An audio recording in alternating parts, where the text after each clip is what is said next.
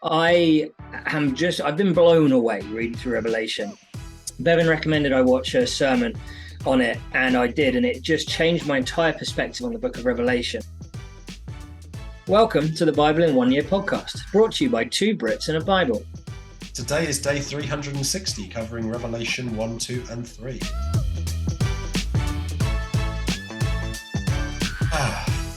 Well, this is the final batch that we'll be recording of this year, so it's kind of emotional. It is a little bit. I decided to wear the same shirt and the same cap, just for a bit of continuity, but I am going to switch out my cap for my oldest cap. This may be a cap that you even recognize from my childhood, that very rarely dons my head these days because it is literally covered front to back and all over in West Ham badges from when I was going to Upton Park with my old man and buy a couple of cap badges every time, and it became the heaviest thing ever to adorn my head. I love that, dude. I don't remember it well, but I remember that you had a lot of, I want to say, key rings. Yes, sir. Collected key rings. Yeah, like hundreds of them. Yeah, it was ridiculous. But whatever. So anyway, we've got so much to get through the Revelation. I've been blown away reading through Revelation. Bevan recommended I watch a sermon on it, and I did, and it just changed my entire perspective on the book of Revelation. I think so many times it kind of gets overlooked as this sort of weird and wacky, futuristic, not sure how to take it kind of book. But the way this sermon broke it all down and how it's going to work, we're going to try and do it a bit of justice, but please go and watch it. It's such a good message on Revelation, and kind of need to get going because there's suddenly a lot of stuff we need to get through. Yeah, I'll just very quickly say that's John MacArthur, who is in my opinion, the greatest living preacher at the moment. So definitely check him out if you can.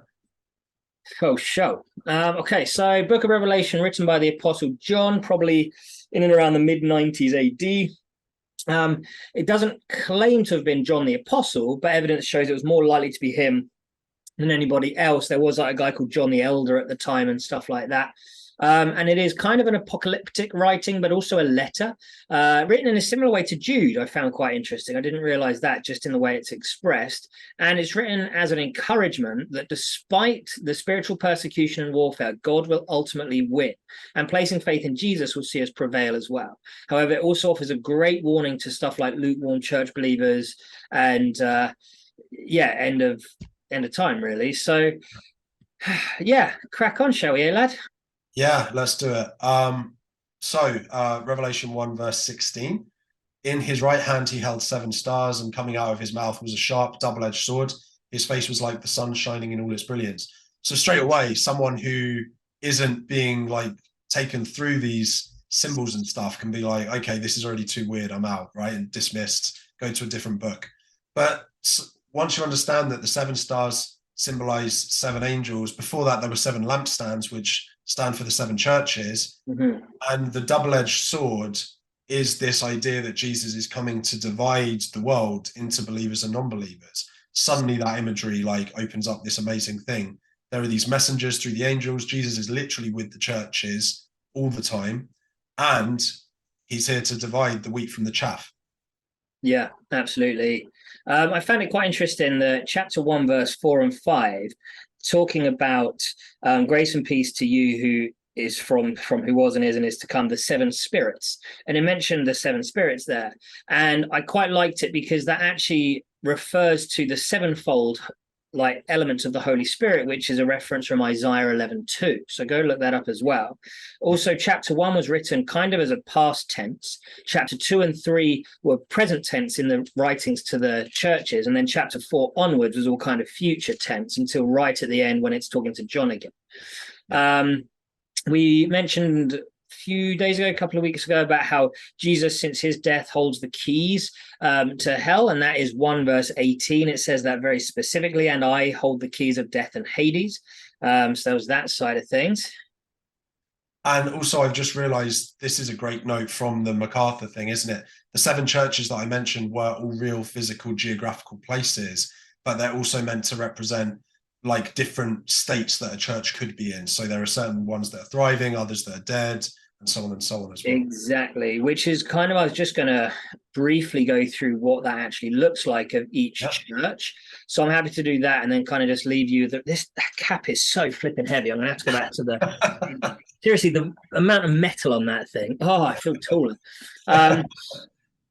Yeah, I found it super interesting. So the first church, which is 2 verse 1, which is the church in Ephesus, is supposed to represent the Orthodox church, like holding very true to its views of can't tolerate the wicked, test to have claimed the apostles, have persevered hard times. But in verse 4, it says, you've forsaken the love that you had at first. So it's very holding true to its values, but has lost sort of sight of the most important thing, lacking love, really. 2 verse 8, it goes on to talk about the church in Smyrna, which is a church that suffers persecution. And he mentions in verse 10, be faithful even till the point of death, and I will give you your life as a victor's crown. Do you want to jump in with any of those points? You had a 2:21, so not yet, I guess. Go for it, mate. It's okay. Pergamum, which is 2:12, is a worldly church. Quite interesting, basically true in the belief, but accepting a lot of worldly views and accepting many teachings. And there was an interesting little point on Balaam there, which I don't think we're going to have time to skip over. The church in Thyatira, which is 2:18, is a church that tolerates sin. And interestingly enough, in verse 23, it says, then the churches will know that I am he who searches hearts and minds and will repay each of you according to your deeds. So it's like, better keep that mind clear, son. Then in chapter 3, the church of Sardis is a dead church, seeing no growth. You have a reputation of being alive, but are dead. Wake up. And one thing that John MacArthur mentioned in his message is this is just the general population of the church. There will be individuals that don't fit that, but this is the general overview. And I think we've all sort of seen and known churches that you look across the congregation and it's grey heads as far as the eye can see, no kids, men, all that kind of situation. Where it's just they might have great foundations, but they're just an aging church that isn't trying to stay true. 3 verse 7, the church in Philadelphia, a faithful church. I know your deeds. See, I've placed you before you an open door that no one can shut. I know that you have little strength, but you've kept my word and not denied my name, which is 3 verse 8. 3 verse 14, the church in Laodicea, the unsaved church, are very liberal in their views. This is one of my favorite verses in here, which you might have in there as well, which is 3:15. I know your deeds, that you are neither hot nor cold. I wish you were either one or the other. So because you are lukewarm, neither hot nor cold, I'm about to spit you out of my mouth. If you need a warning, there's a pig in warning right there. It also has, hold, I stand at the door and knock. If anyone hears my voice and opens the door, I will come in with them. That's a bit of a BIOV, Bible in one verse. And that's pretty much all we have. Oh no, is it 1, 2, 3, 4 today? 1, 2, 3. So yeah, all right, cool. Got there and gave you a couple of minutes to chat the rest. Yeah, what you've just done is really important though, because it lays out everything really nicely there. So whatever church you're in, people, assuming you're in a church, and I hope you are if you're on a channel like this, and if you're not, we encourage you to get to one, they're going to fit into one of these categories, okay? And no church is perfect. So if your church is one of these, don't judge it too harshly and think, oh, you know, I need to leave this church and go to a different one, right? Yeah. Try and like do your part within that church as best you can, unless it's obviously like a terrible church that doesn't even preach Jesus, in which case probably do, because that's not a church, that's just a building with people in it. Pretty much. So yeah, the only things I wanted to raise, Revelation 3 verse 5, Jesus says, I will never blot out the name of that person from the book of life, but will acknowledge that name before my Father. So you can rest in the fact that Jesus will continue what he started in you, even if you're going through a rough season. Just run back to the Father and turn back to Jesus. I think that's really important. The other thing, 3:19, those whom I love, I rebuke and discipline. So be earnest and repent.